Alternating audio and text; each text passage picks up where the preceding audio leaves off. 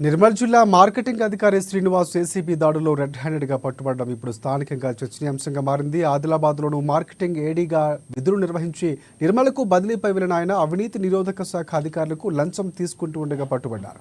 దీంతో పట్టణంలోని బ్రాహ్మణవాడలో గల ఆయన నివాసంలోనూ ఏసీబీ అధికారులు సోదాలు నిర్వహించడం ప్రాధాన్యతను సంతరించుకుంది. వివరాలకు వెళితే నిర్మల్ మార్కెటింగ్ అధికారిగా శ్రీనివాస్ విధులు నిర్వహిస్తున్న నేపథ్యంలో దర్వాయి లైసెన్స్ కోసం కుమ్మరి వెంకటేష్ అనే ఒక వ్యక్తి దరఖాస్తు చేసుకున్నారు.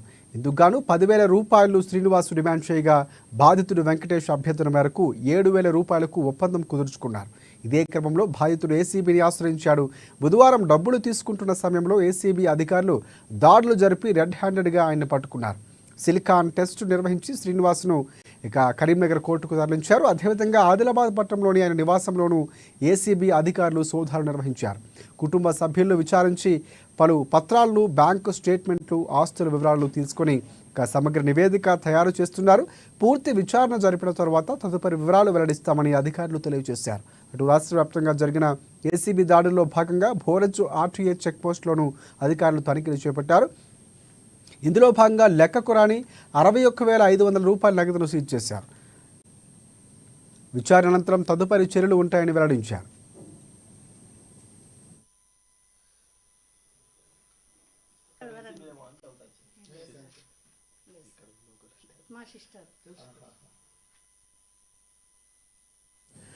పర్యావరణ పరిరక్షణలో అత్యంత కీలక